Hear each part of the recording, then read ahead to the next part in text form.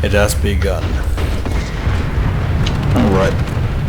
Hi H2O members and freelancers. You guys already know who I am. I'm Paradox with Helping Organize. And well, it's really simple what we'll be covering today. This is an open event for anyone nearby, freelancers, H2O, or any other outfits, because I believe even if you were Vanu or NC, I would allow you to be here, because I think the world needs more people, more leaders. Everyone's a follower, and the problem is we tend to follow the wrong people, especially in certain outfits. It's clear as day. Well, I want to give people the capabilities to be that leader, to do the right thing when no one else is. And well, today there's going to be some basic things I'm covering. In the future, we will be providing a more advanced, our advanced squad leader training, and even platoon leader training. For those who are familiar with the platoon leader, his responsibility is to overlook an entire 48 people. And there's going to even be platoon leader / commander training. And that involves looking at a map and dictating battle situations without actually having to be there. So it's going to rely off of our squad leaders to communicate, and this is where it starts, being able to do the right thing as squad leader and to relay information so that the entire body operates as a whole. Some of these things today is going to be what it means to be a squad leader, your responsibilities as a actual squad leader, keeping your team together, assessing battle situations, discipline, morale, how to speak in the mic and to speak to people, communication, reporting battle situations to your platoon leader, strength and weaknesses. Give me a sec. Go ahead and invite Carton, if you could. Tell him where to come. Small numbers and large numbers and how to deal with them. So these are just some of the things that we're going to be talking about. In the future, there's probably going to be more, but this is what it is.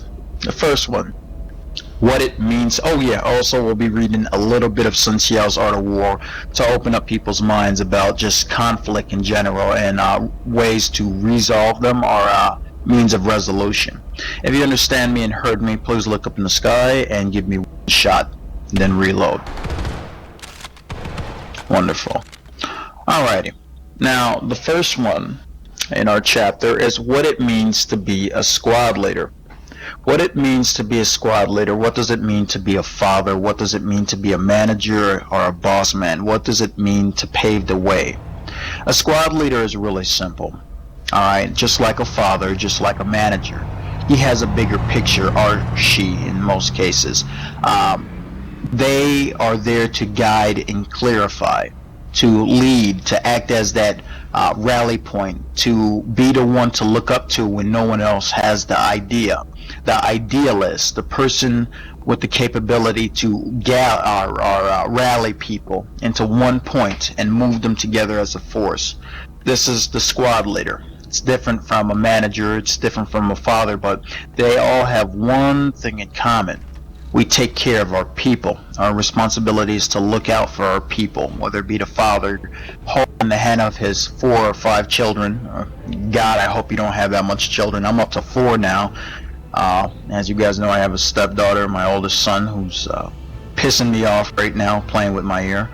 Then I got my 2 youngest ones, Jarina, and then my youngest one, the fat, creamy cheese puff, Nathan. Now, the idea and what it means to be a squad leader is we have to be the ones to actually rally the people. And in order for you to rally, you have to have an idea. That's what allows you to follow. That's what allows them to follow. To be the one that, you're sure. They know you're sure about what you're talking about. Whether or not you're going to lead them off a cliff, and you don't even know what's over the other side of the cliff. You have to be confident, and these are going to be some of the things we speak about as well. Your responsibility is to lead the squad and keep them together at all costs. And these are the things that I need you to wipe your brain clean and put this and install this in your mind. When I look at the map, you see how tight that circle of green is on the map? That's the way it should look when you move as a squad. Now, give me a sec. Let me get Mr. Bacon into our squad. There we are. Wonderful. That's how tight it should be. And you'll notice that as a squad leader, as a good squad leader, you'll do more looking out after your guys, making sure they're fighting in the right position and watching battlefield situations on the map than you'll do shooting sometimes. Those are the leaders, the analytic leaders. There's different type of leaders, remember that. Then there's the leaders where you actually, you're a frontline infantry. You're leading the way. Some are actually pointing the way by clarifying, and some are actually guiding in the front line. Doesn't matter. Each leader has their own strength and weakness. Do you understand? It's important that you start to work on the things that make you. Every little weakness you have is something for someone else to exploit, and we'll cover that in a little bit. Keeping your team as one. Now, it's important that you understand, united we stand, divided we fall. If we're divided, we could be conquered. Do you understand, guys? Your objective is to keep them together as a whole. No matter whether they're arguing, whether they don't like each other, you keep them together as one. As the squad, if the squad moves as one and they're able to respond to a threat as one, you are just one big body, and your body will be larger than any other bodies on the battlefield. If you can do that, a squad of 12 can take on a squad, 2 or 3 other squadrons, depending on who's leading and who's following, and the battle situations that the little variables in between, such as terrain and so forth. Your responsibility is to keep them together at all costs. Does everyone understand that? Please give me a shot in the sky if you do. We're moving on to assessing battlefield situations. In the future, squad leader training will have a little practice where you guys will actually create an account on NC or Vanu, and we'll go to a territory that no one's at, somewhere in the bottom corner, and 2 squads will have pretty much a team deathmatch to see what squad leader has the ability to actually to move forward. So that would be the idea. So remember that. Now, there's been, getting people together as a whole and being a good leader and speaking and having a big, charming smile is only a quarter of it.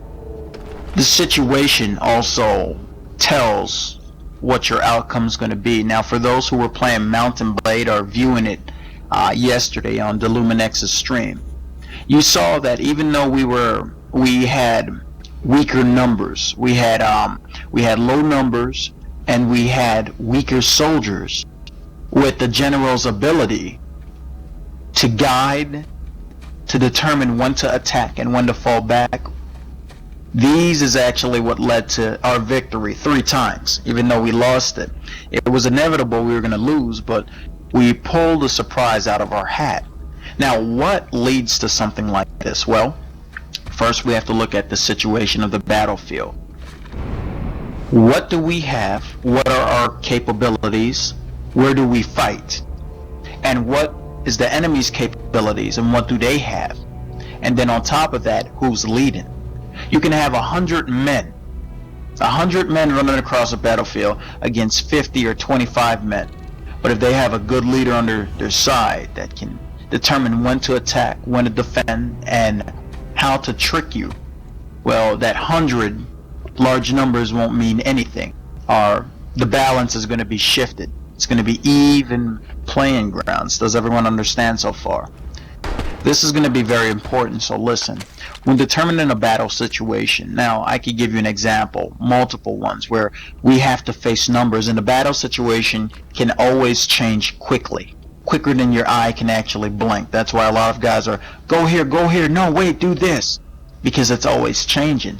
The leader's just looking for that right time for our guys and their strength, so they could be exploited, and the situation could be exploited. Do you understand, guys? Come on over here, please.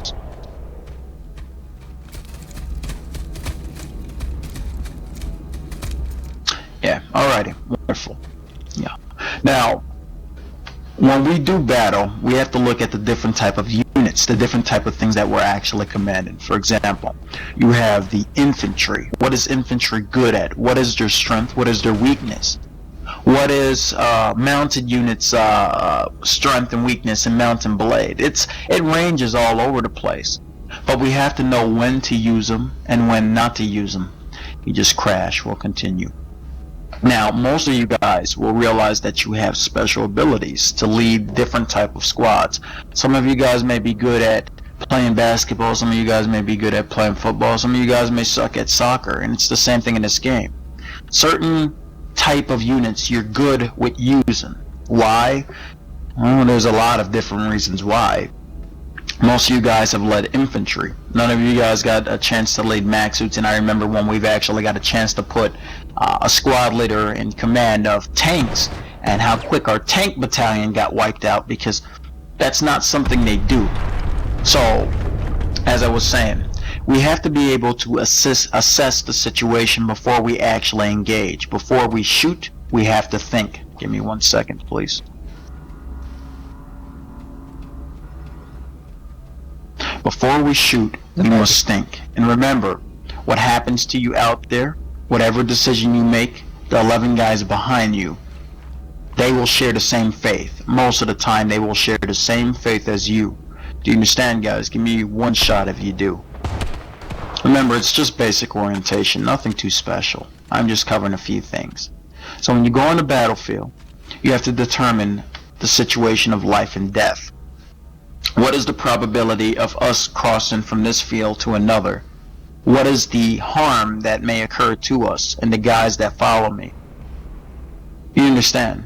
So these are just some of the things. We'll go into further details a little bit later. Discipline. It's important that you understand that when we play these games, any RTS, any strategy game, when we're playing Civilization 5 and we tell our warrior unit, you can obviously see there's about 12 or 15 men in that unit. When we tell them to go north, they move north. When we tell them to go here, they go here. Discipline is going to be fundamental to, leading your squad. Now, in order for us to determine whether a squad is going to be successful, we have to see who's disciplined first. We have 5 clowns out of, 12. And, well, the squad leader himself, he's not included. The squad is already half victorious. They're not fully victorious yet. We have to take a look at the situation, assess it before the war even begins, before the conflict we even engage the conflict, before we go to try to resolve it. We need to see what our numbers are like.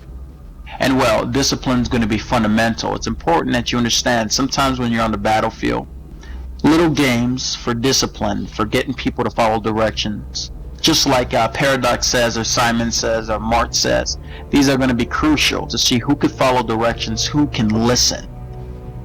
Do you understand? Good. See? My guys are already disciplined. I could tell you, see? And you guys shoot up in the sky. I can tell you right now, Paradox says to jump. Jump, guys. Now stand. Now, crouch. Did Paradox say, Ramos, Sam, you were the only ones that passed? Now, these are some of the things we do on the battlefield to keep not only morale up, but to see who could follow directions. Discipline will be crucial. It will be the most important thing when leading a squad as well. Well, at least a portion of it. When we tell the guys to walk, and I tell you guys to walk, I'm testing your ability to be disciplined, to follow directions, not to go out and buy a sundae because you don't feel like walking. I don't want you to think in the back of your mind, I got 30 minutes left. I need to get to the battlefield quick. I need you to walk with the squad. I need you to be ready when that air unit comes over the sky, not in a sundae that only has the capability to fire machine gun bullets at something that's more of a threat to us than we are to them. I need my squad to be ready. Can you be disciplined enough to walk across that open battlefield with me? These are some of the questions we see in the raise discipline. We get little training exercises. Some guys are just, you can't train them. Some of those guys, they have to go through real life situations in order for them to learn, follow directions.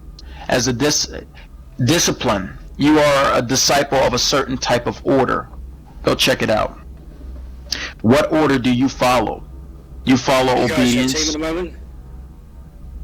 We're in the VR. I'm going to send you an invite. We're doing squad leader training. Give me a sec. We got more guys coming on. Just want to know. Anyway, as I was saying. Yeah, sorry to interrupt you. Can anyone else possibly record as well? No problem. Because my connection is being rather dodgy. No, I don't think anyone else could right now. Oh well. Yeah, alright, you can go on. Anyway, I can catch your sound. as I was saying, we'll continue. Now, what? I can record if it's... Alright, type it out, guys, so we can continue. Now, the idea is really simple. You are disciplined, and what are you a disciple of? What do you follow? What is your code of conduct? To be disciplined as a disciple of some type of code of conduct, what do you follow? You follow the ability to be obedient. You follow order. You follow the ability to be obedient, Paradox, respectful. Will you guys be going to SMA for the event and Discipline, school leading endurance, there? and reason. Give me one more sec. I'm in a meeting, you guys. I can't be interrupted right now. Today, if you go take a look at the Steam group, there is no event except training. So, unfortunately, no. Great. All right. I'm sorry about that. So please, if we can have radio silence over the outfit. All right. Anyway, as I was saying, that is what you are a disciple of. That code of conduct. To cross the battlefield, regardless of whatever opinion you have, and you will need the same utmost. You will need the same exact thing from your squads as well. You are not to take any shit from anybody, and this is important because remember the saying, one bad apple will spoil the bunch.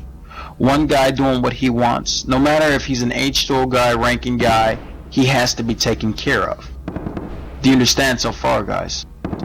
If the squad is to move from A to B, you don't have a guy move from C to B to A. This won't be accepted. No squad leader, whether you're from a different outfit or not, you don't tolerate it in your outfit as well.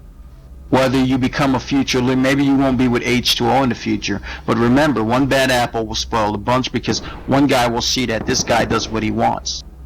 I have my own opinion and my free thoughts and my free will, and I want to, well, act them out as well. And slowly it becomes 2, 3, and then next thing you know, everyone thinks you're a joke because no one's following directions.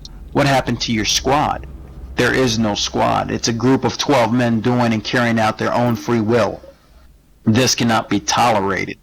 Now, there's times that free will is important, yeah, when you're not with a squad, but the moment you come to the event, it's like signing a contract. You showed up into the event, the contract is simple. You can back out anytime you want. You can show up anytime you want, but you will follow orders. You will follow directions, and if you cannot do that, there will be consequences. It's important that you understand, and everyone understands what the rewards are and the punishments are. The rewards are very clear. Everyone gets where they want to. Everyone gets what they need. Everyone has a good time. What are the punishments for not following directions? What are the punishments for disrupting an entire organized division, outfit, or squad? What should be the punishment? And some of these punishments are so severe, I've had guys complain about it. It's not fair. But it will be, you will be the example for others. You will be the poster boy, the poster child. And with you being disciplined, and it will come. You will have to discipline a guy that is close to you. Whether you known him for 2 years or known her for 2 years, or whether you become a manager at your job, you will have to do something you don't like. And these are some of the responsibilities as a squad leader. Dwight Eisenhower said, one of the worst jobs in the world is to lead your men onto the front, to be a leader of a platoon and lead your men onto battle, because you're held responsible for everything, whether the mission is complete, whether the men make it home to their families or children, whether or not everyone has a good time. You have to care for them like your own children. You have to worry about, did Ramo get enough sleep? Did Sam's our sniper, is he fully rested? Can he think straight? Chev had a bad day with his wife. Not that he's married, but will he be able to have clear thoughts? Hippie Love, what is he doing? What is Korbitsa doing? What is Shaba doing? These are the things that's running through my mind constantly. I'm like a school teacher. I'm like your principal. I am like your manager. I'm like your father. That is my responsibility. So I always have to be on top of what you're doing, looking at the map and constantly looking at you guys, making sure you have the appropriate weapon for the right situation, making sure you have the right health to fight. Because a lot of you guys are so busy fighting, you don't have time to check on yourselves. I take a look. Can we get an engineer over here for Sam? He's about to die. Can we get an engineer over here to drop some stuff?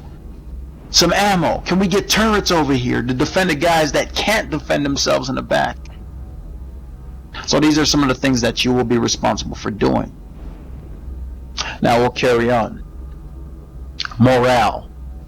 Morale is a very important subject. I've put a star next to it. Morale determines everything. In some ways, I keep saying everything, but it's not everything. Morale is a son of a bitch.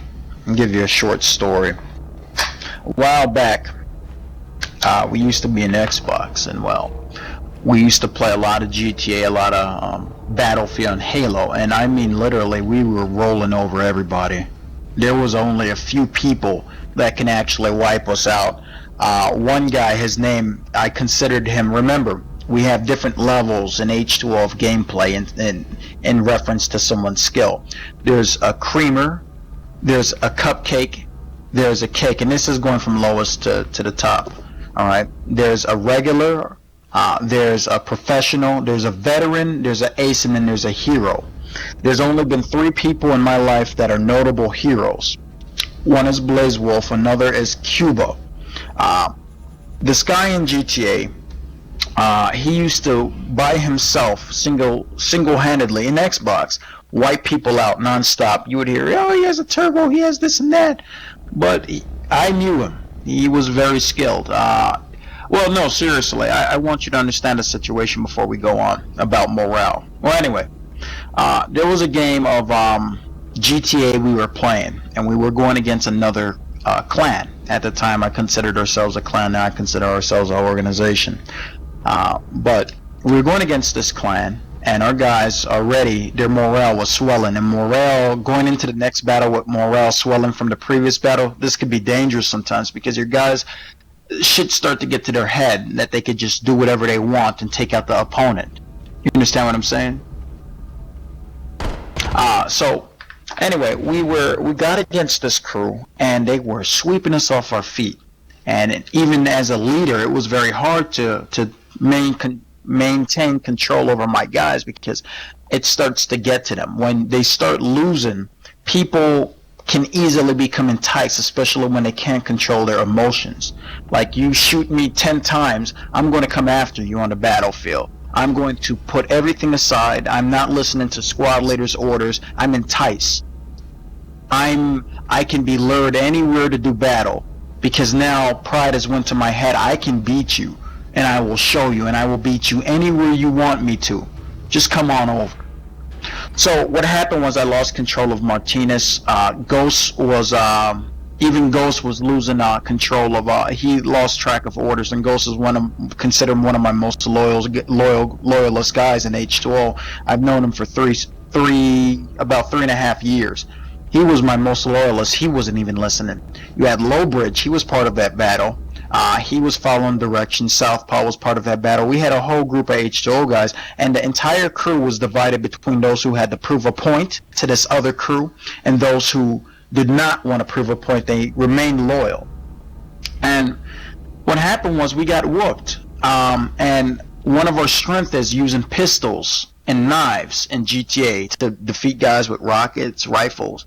And we were like, well, we'll do battle with you again. And now our morale was down to half. A lot of guys were demoralized because they knew if we couldn't beat them with machine guns, no way we're going to be able to beat them with pistols. And in the back of their mind, everyone knew these guys have better aim than us. They're more skilled, and their leader kept them together. They kept a cool mind. So at the end, we got whooped again. And we all came into a party chat, we had multiple party chats where some of the guys were relaying messaging. And everyone sat quietly. This is where the effect of morale comes in. Everyone sat quietly. No one had anything to say because in the back of their mind, as I observed the situation, everyone knew that they got whooped on their home territory, which was a huge demoralizing, had more of an effect than just being whooped. It's like someone coming in your home, breaking in your home, sexually assaulting your sister, slapping your mother, and overpowering your father. You feel vulnerable. You feel angry.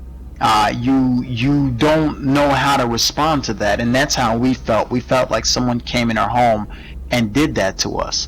And when we sat there, I realized for the first time in my life what morale actually had an effect on the battlefield. You always think people come on the battlefield and they're ready to fight, but morale is different for each individual person, and that itself makes up the entire average morale. If you want to give it a number or some type of variable of sort, that makes up the entire crew's morale. If all your morales are low because you know who you're fighting against, and morale can affect everything, but it could be affected by everything as well. To know that you're going against a much skilled opponent, your ability to aim, you're a little bit nervous, your heart's racing, your hands are sweating. These are already a bad situation. To know that you're going to be completely decimated, sometimes it has a reverse effect. I've noticed some of you guys, when you know you're being wiped out, it demoralizes you. It lowers your ability to fight. It lowers your ability to think straight. But then there's days that we're going to go get wiped out, and we're doing it for some purpose. Some purpose. I realize when we get wiped out for a purpose, some greater cause, to know that we're sacrificing ourselves. Your morale soars. You're ready. Everyone gets their max suits and they're like, let's do this. And I'm like, I never understood it. I had to watch and study you guys. Whether it be your generation of H2O or anybody else, I've had to watch and study. Because I never understood, how is it that you put someone in the face of danger and you get two results? Morale falls completely or morale goes up. Why is it? And morale, to summarize it if I haven't explained it, is the ability and the will to fight. To be demoralized. Have you ever had those events, guys? Remember those events we hosted where no one wanted to be there? We just did it because we supported the crew. You're tired.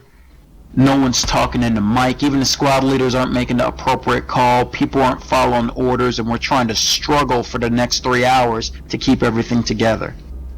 Certain things can raise morale, and it's important that you understand, leading your squad, how to do this. What are things that will demoralize people, and what are things that will make their morale dwindle or swell? Let's talk about morale and increasing it. Now, you notice you're battling. Guys aren't following directions. Guys that normally follow directions aren't following directions. Guys are going AFK. Guys are backing out from your squad. Something's going on. Why is it going on? What's going on? They're demoralized. They don't want to be there. And each person may have the reason why they're demoralized or their morale is rising through the roof. What do you do to raise morale? Well, certain things, little sayings, like to approach a situation where it's almost impossible, but you come out victorious. That will raise morale. To show people that we have a purpose, and we do serve a purpose on the battlefield, this raises morale. All right? To make them laugh, to make them enjoy themselves, this raises morale as well. Some more than others, and some people may rise. You may make them laugh for the day, and they may be ready to go. What demoralizes people? Well, losing battles constantly, to see no change or purpose in what they do. Now listen closely, future squad leaders. When people feel they no longer have a purpose, they go into a state of a mental fog. Have you ever seen a mental fog before? Where people do things and they don't really know what they're doing. They're just doing things. Their body is an autopilot. Maybe they're lost in thoughts. Maybe they're depressed. Maybe the mental fog has a grip on them. And by that, have you ever seen it? Your mother, For example, she may be worried or concerned.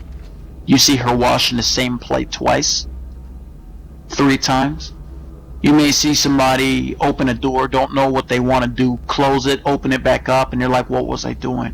They're lost in their thoughts, and it depends on what type of thought they have, which will tell us whether or not they're down on their luck, they're demoralized, or they're just lost in random thought. It's important for you to be able to identify this. Now, even I haven't mastered that. There's not a lot of things I mastered, but I can't even tell you everything. There's different techniques to find out how. You can ask them, are you okay? But if you ask someone if they're okay, they're just going to lie to you. Are you okay? I'm fine. Are you sure? Yeah. But they're still in the same mood. What's going on? It's affecting their ability to game. You understand? It is. Your brain is your biggest ally, and it's your biggest enemy. But anyway, back onto things that demoralize people.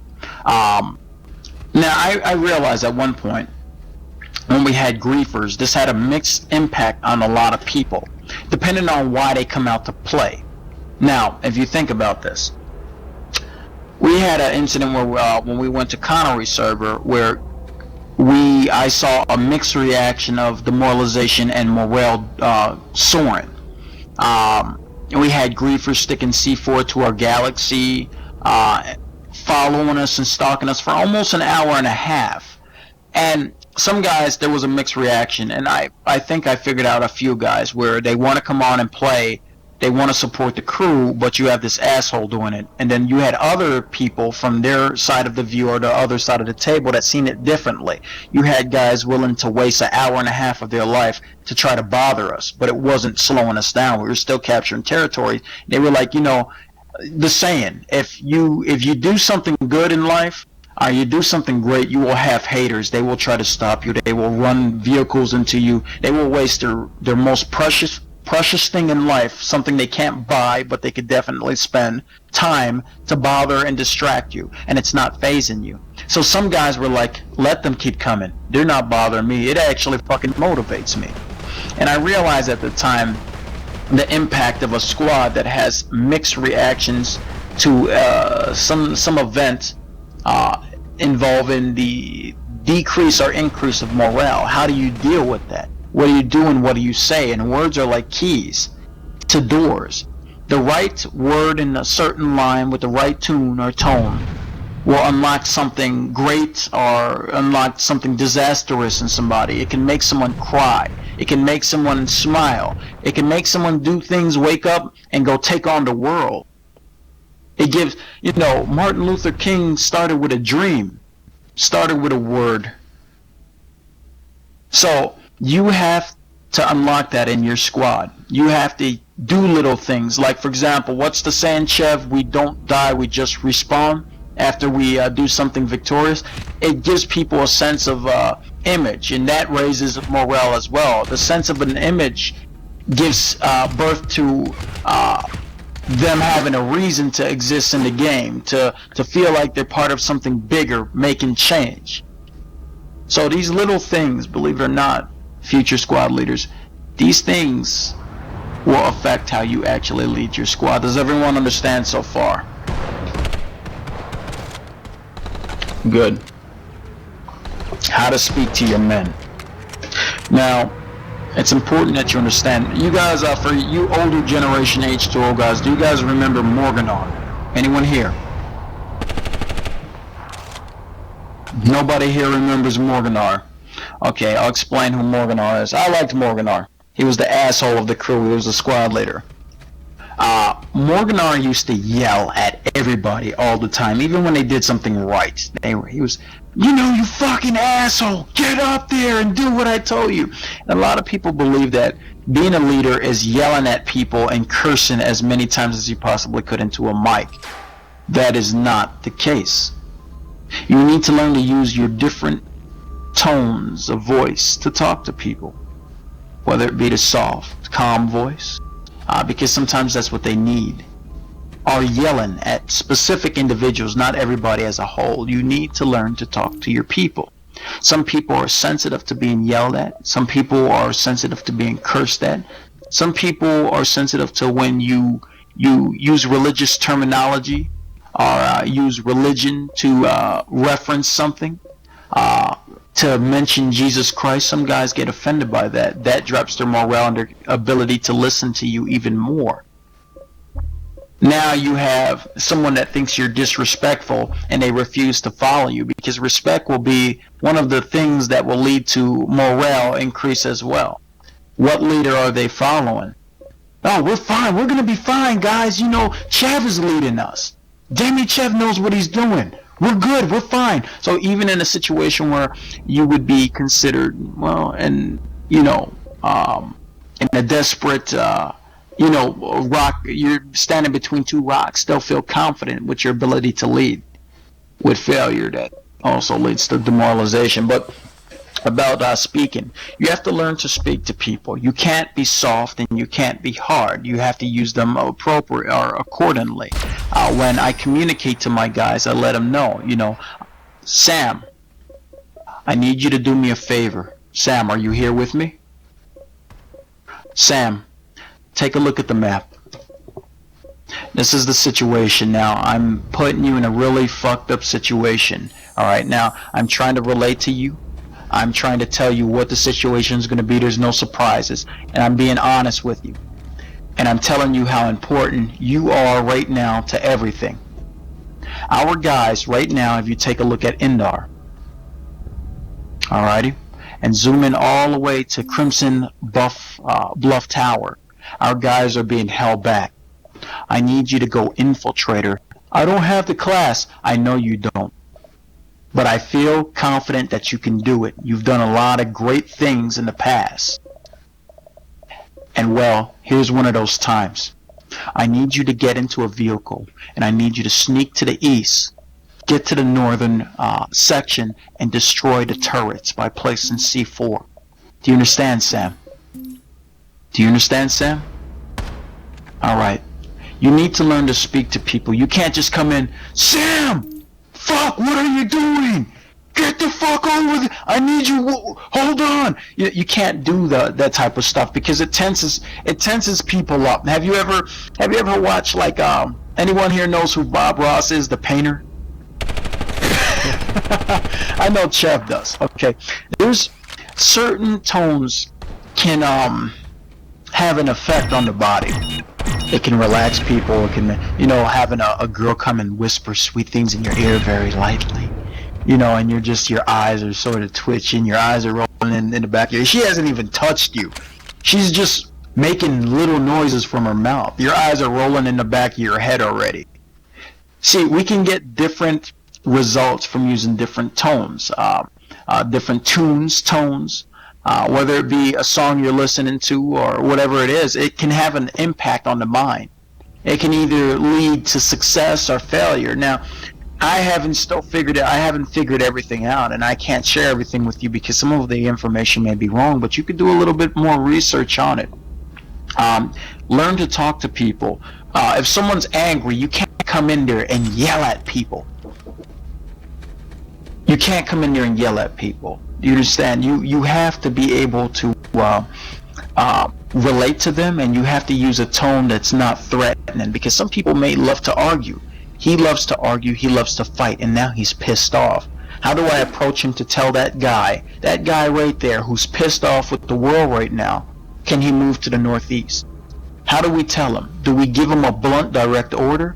Because he may take it take it to offense, and he won't follow your directions. What tune and what word combination do you use to get this man that has a temper problem to do what you say? How do you discipline a person like that? How do you deal with a person with that? Using words. How do you say something to the guy that keeps breaking the rules constantly, but you want him around because he's important? How do you put it into words, and what tune do you use to tell him that he's on punishment for a week? Do you understand what I'm saying? What do you do and how do you say it? These are some of the ways. Now, I can't tell you what to do because everyone sounds differently. Everyone here has a different voice.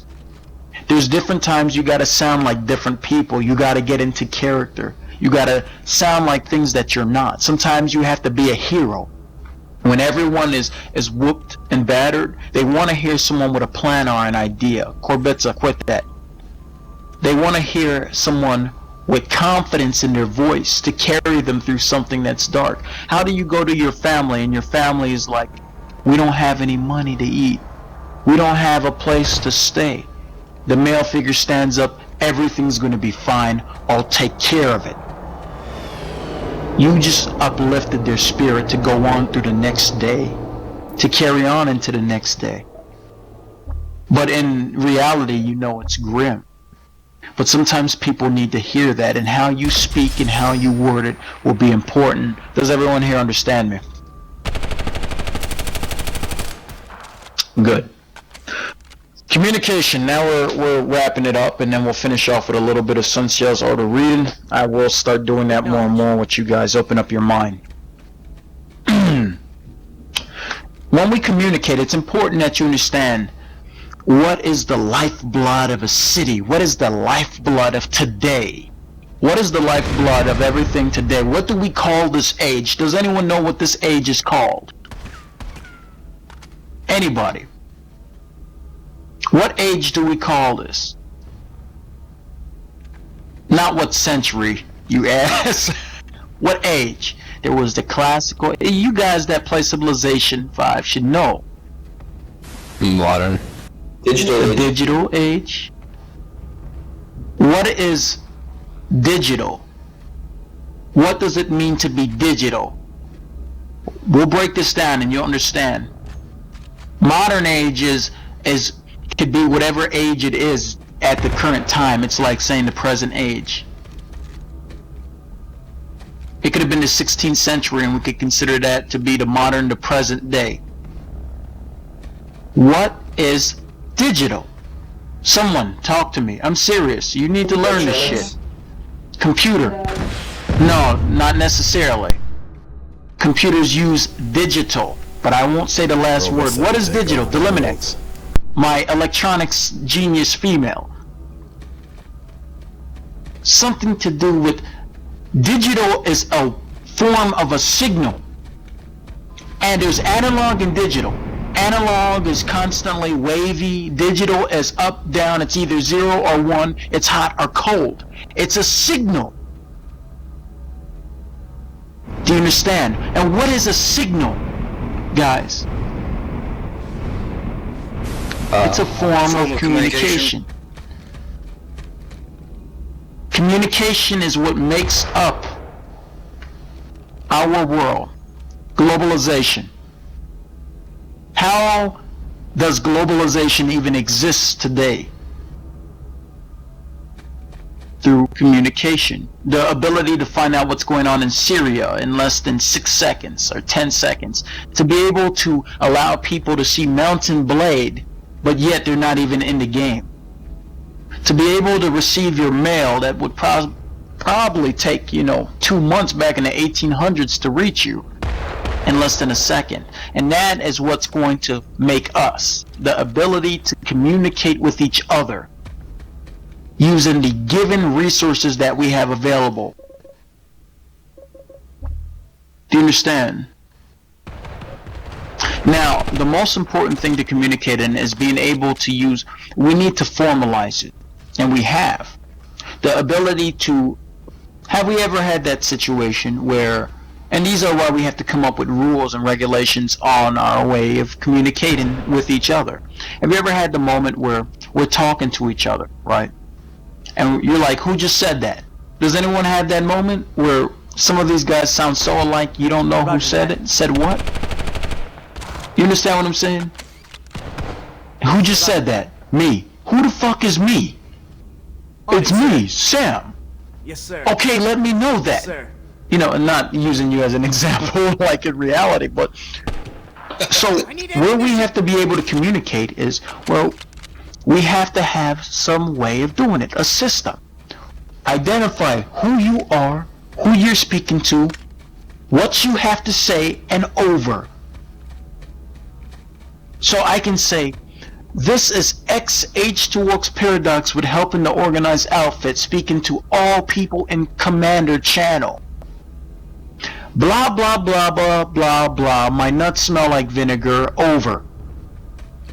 This is Hippie Love of ASW Outfit, speaking to XH2X Paradox of Helping to Organize Outfit. Blah, blah, blah. My nuts smell like vinegar too. Leader. Over. Yes, this is Platoon Leader 1 to Delta 1 Leader. What is your message? Over. Requesting further orders. This is Platoon Leader 1 to Delta 1 Leader. I want you to head to northeast about 500 meters to take out a tank. Over. Delta 1 confirms. There you go. Because now you got 48 people talking in squad and platoon channel and command channel. Who the fuck is saying what? I don't know. Did that come from the command? I'm looking at a goddamn map. He's shooting at tanks. We don't have time to look down and see who the fuck was speaking. Who said that? What channel did it come from? What's going on? Why do you want us to do that? What authority do you have? Who are you? Do you understand? We need to be able to communicate. We have to formalize it, and that's what we've done. And it's important that you understand that even in squad channel. Do you get it, guys? So communicating will be vital, and when you communicate who you are, who you're speaking to, your message, and then over. And in response, that person could say who they are, who they're speaking to, that they heard your message, which is considered as the message itself, and over. Now we know that they didn't break up, the communication was clear. You hear it a lot in transportation. We had a 1091 over. That's the 10-4. That 10-3, which is coming through, didn't come through clearly. 10-4 is I heard you loud and clear, but we're not using those code calls. We have our own system. Do you understand? So communication will be vital. Alrighty. We're moving on. Reporting battle situations to your platoon leader or other squad leaders. Listen very closely. This is very important. Alright, because we're wrapping this up, then we'll do Sunseal's Art of Reading. For those who want to stay around, fine. For those who don't, fine. It doesn't bother me. Those who stay around will become more richer in knowledge, and they'll come up with their own system, devise things that will shape the way either H2R, the way people may live. Idealists. Knowledge is power. When we're out on the battlefield, everyone press M, take a look at the map. Look at Indar. I sent Alpha to Gravel Pass. I sent Bravo over to Crimson Bluff Tower. I sent Charlie to Howland Pass checkpoint. I don't know what the fuck you see. I don't know what the fuck you see. You know what it's like? We were putting it in reference to chess earlier in chat. It's like playing chess, and you have all your white or black pieces lined up. You're ready to start making moves, but you can't see the enemy. You can't see what they're doing. You move your pawn ahead, it gets taken. Who the fuck took it? What's going on? Why'd you get wiped out? Oh yeah, we were fighting 12 tanks. Why the fuck didn't you tell me anything? I could have called for... You're following orders. You're a good soldier. You're a good squad leader. You're following orders. You're standing there despite the fact you're going to get wiped out because I told you to stand there. But I can't see what you see. You have to let me know. What is it that you see? What are you engaging? Can you handle it? This is Platoon Leader 1 to Alpha 1. What is the situation over there? Over. This is Alpha 1 to Platoon Leader 1. We are engaging more than 5 liberators. We have no anti-air available. Over. This is Platoon Leader 1 to Alpha 1. Cover a retreat for your men if there's any max suits available, their top priority, and move to the south back to friendly zone of control. Over. This is Alpha 1 to Platoon Leader 1. We got your message. We're calling for a retreat right now. Over. There you go. Because I can't see what the fuck's on the map. You guys see what I'm saying? You guys get what I'm saying? If you understand what I'm saying, you know what to do. Look up in the sky, give me a shot. Thank you. Communication is going to be vital when it comes to those who are commanding. We don't know what's going on. We can only see, okay, you're in a tight formation on the map. I can see you, but what do you see that I can't see? This is what's going to be important. The things that act as a threat to your squad. Like a fire Pokemon going against a water Pokemon. Some shit's going to go down. Someone's going to get wiped out quicker than normal. Your infantry squad has no anti-air capabilities. You're fighting liberators. You gotta let me know. You gotta let platoon leader know. You gotta let them know. And squad leader, sometimes you'll spend more time reporting situations than doing battle. But it will keep your men alive. I told you to go here and stand here. There's fucking liberators coming. You got 12 tanks coming. There's only 7 of you. But your orders were to stand there. But your commander has enough common sense to say, fuck, you can't fight that. Retreat. But you're a good soldier. You stood right here and got wiped out. But you don't realize all your max suits that got wiped out, you were important. We needed your max suits, and now everyone has to wait 16 minutes. One guy has to wait an hour to get the resources back. Now your squad is back to light infantry. You understand what I'm saying, guys? Now what? All because you could have said, this is Alpha 1 to Platoon Leader 1. There's a large battalion, 5 tanks, 3 liberators, and unidentified number of infantry approaching southeast towards our location. They have visual on us. This is over. This is Platoon Leader 1 to Alpha 1. Retreat as fast as you could. Anything goes. Get back to friendly zone of control. Over. This is Alpha 1 to Platoon Leader 1. My men are already retreating as we speak. There you go. We just saved 3 max suits. Now those max suits can blow down air units 5-10 minutes later. Do you understand, guys? Does everyone understand? H2O freelancers. Good. We move on. So you report battle. You don't have to be like when reporting battle situations. This is Alpha 1 to Platoon Leader 1. The grass is green over here. Over. This is Platoon Leader 1 to Alpha 1. That's fucking nice. Over. You report things that are a threat or situations associated with your objective. This is Alpha 1 to Platoon Leader 1. We have landed at the objective. Over. This is Platoon Leader 1 to Alpha 1. Received well. Over. Continue with what you're saying. Continue what you're doing. You don't have to report every time you see one infantry. But when you do engage and you're going to be stationary, it's important that you let people know that this is our Alpha 1 to Platoon Leader 1. We've engaged. We've been here for 3, 4, 5 minutes. So I at least know, why aren't these guys moving on a map? Sometimes it doesn't show the battle icon because the battle's so small, it doesn't show on the map. But when I see a large icon, I'm like, okay, yeah, they're probably in battle. Maybe you got friendly fired. Someone blew up your Sunday, now you're on foot. Maybe your galaxy is being repaired. Report anything that's that involves you reaching your objective to us. Anything that could be a threat, or when you reach your objective, or when you're going stationary. The whole idea is I'm watching you move. You should be moving where I'm telling you. When you're not moving, there's a problem. Does all squad leaders understand? Good. We continue. Small numbers and large numbers. This is the last one until we go to Sun Xiao's order of war. Battle situations. Small numbers and large. A lot of you guys yesterday got a chance to actually... Oh, by the way, press escape, lowers, go to settings, go to audio, and lower your master volume.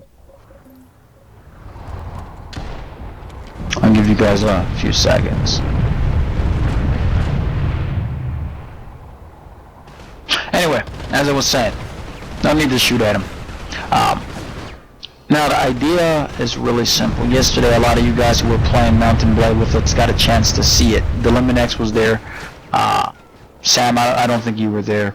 But how was it that equal numbers equal numbers of people were able to massacre entire groups of other guys. Equal numbers. 100 versus 100.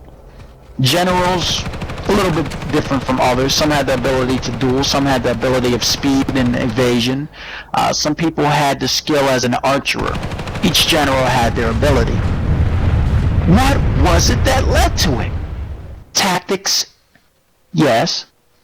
Yes, it did. Tactics and where we positioned our men played everything. But it also occurred that you guys didn't look at this.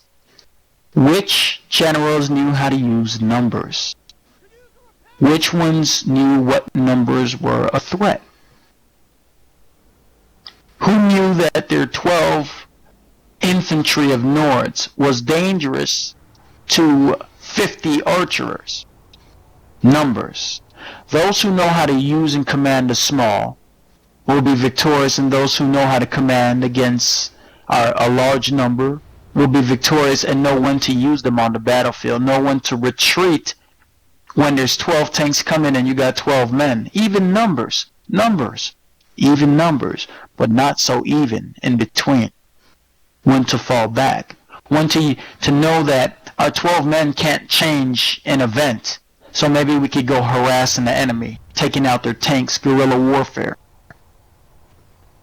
Those who know how to use the small and the large will be victorious. Those who don't know how to use any numbers will lose anytime they engage or try to command the squad because they're blind. It's like dueling and Mountain Blade but turning off your monitor screen. You're blind. You're just doing shit. You're pressing right click and hoping you're swinging. You're fighting blind and you don't know what the situation is. That's as good as being blind. You may be able to see in front of you, but you're blinded. I use large numbers. Alright, now, take a look. Here's an example yesterday. We had even numbers. 100 versus 100. But do you think it was even? Rommel, you used a pincer attack. You took your number and divided it and assaulted from two sides. Rommel, how much of a chance did we stand in the four-corner theory? Very little. Very little. Very little. Numbers mean everything. Let me go get Sunsail's Art of War. When we use large numbers, we never really use whole numbers. We use fractions of numbers. We hit the enemy where he can't hit or defend himself. There's the four-corner theory. A man can only look in one direction at one time. Even if he's watching a screen, he may be able to see all four corners, but he can only defend one. Everyone understand that? You may have a camera set up in all four directions. You may be able to watch all four directions, but you can only turn in one, as one man. You can only turn in one. And if you can get a man to look in one direction and stab him in the back, that man will die before he even knows what happens. And that's what the pincer attack Rommel did to us. He took a whole number, divided it in half, and had my men look in one direction. He used smaller numbers to outdo one big large number. There's going to be a lot of factors when it comes down to it, and you guys will learn as the years go by. Those who stay near me, some of you guys will create your own crew. Some of you guys will leave the crew in the future. Even my oldest H2O guys have their own lives now. Martinez he's in jail now. Ghost has his wife. They're having a daughter. I think the daughter was already born. Lowbridge is still around. He's dealing with high school issues. He's a teenager.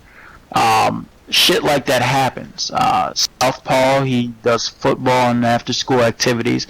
But the things that you learn and develop here with us and with each other is going to be important. It helps to shape character, and it's going to help you to identify situations in real life before it even occurs, to come up and resolve conflict. That's what this is about. and we apply the things we learn, whether it be out in real life, into the gaming world. And that's what gives us our abilities. Does everyone agree with that? The ability to understand speed and maneuver. What is the ability to maneuver? What is each one of our weaknesses and strengthness when our weaknesses are strength when it comes to maneuvering? Who has the capability to maneuver? What general is good at what? You put I forgot who was sniping me with the arrow, and he was commanding archers. You guys remember that yesterday with Mountain Blade? He was taking out generals from far and scoping them on the battlefield. He did it twice to me.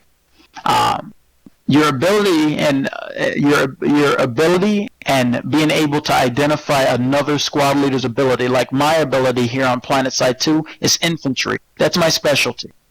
Is infantry. It's always been infantry. I command, and my special ability. Well, let's take a look. I can use ambush tactics like that.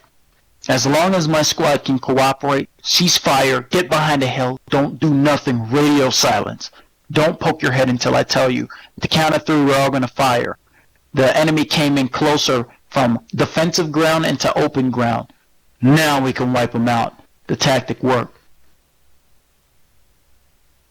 I specialize in infantry-based tactics and the ability to deal with infantry on front line. What is your ability? Ask yourself that. Where does that lie? Where does it lay? What is your weakness and what is your strength, and how do you keep your weakness from being exploited out there on the battlefield? The Luminex said she's good with cavalry. She picks cavalry in Mountain Blade. She's good with her charge tactic. She knows when to use it and when not to use it. When the infantry is clustered, she waits. When the enemy is divided, she charges. She wipes out at least a quarter of them, if not 50% of them, with one charge. Do you understand? Where does your ability lay? So you're good with cavalry. What does that mean? What does it mean entirely? Are you good with moving fast? The ability to be lightning speed in one place or another. What does it mean to be good at cavalry or infantry? As infantry, when you think of infantry, you think of frontline bullshit. I'm good with frontline shit at my job. When it comes down to it, I'm underneath the train dropping rotors, running electrical wire. I'm front yard fucking infantry. And I'm also a thinker. An idealist. Hey guys, I got an idea. What if we do this? These are my strengths. What are my weaknesses? I easily get pissed off by people. Repetition is not something I favor. So repetition and having short tolerance for people, someone who keeps doing something repeatedly, I lose control. But I also have patience in certain areas. Ask yourself, each one of you, what is your strength, what is your weakness, and what do you specialize in? What are the tactics that you can use in what you specialize in, and you've become a general? The people will put their trust in you to know what you're doing, to lead them, and to be able to make the right decisions and to exploit their own abilities to get expected results, which is a form of manipulation. It is manipulation. If you have the ability to be patient, you can deal with people from different walks of life. To deal with people that would normally drive someone insane, you can deal with, and you can lead them. Instead of me having to deal with people that I have patience with certain areas, but I don't have patience with certain people. So you'll see me stopping or arguing with the guys. We could have been down the hill already.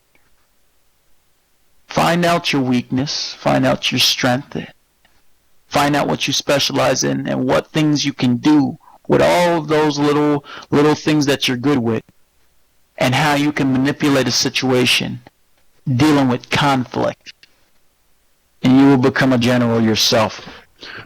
5-minute break. Is there any questions? That completes squad leader training. I hope you guys learned a lot. I hope you have an open mind about things. I'm glad the H2O guys are still here. Shabby, did you learn anything? I did. Wrong chat. We can't hear. Wonderful. Mr. Ricks, I know you came late. Did you learn anything?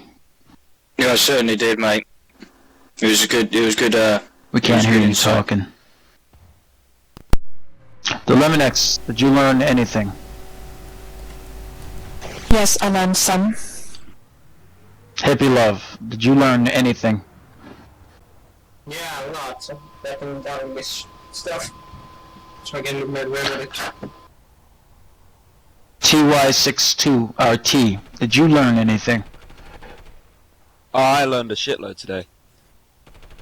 Sam, did you learn anything? Yeah, of course, man. I'm even taking notes over here. If it's okay.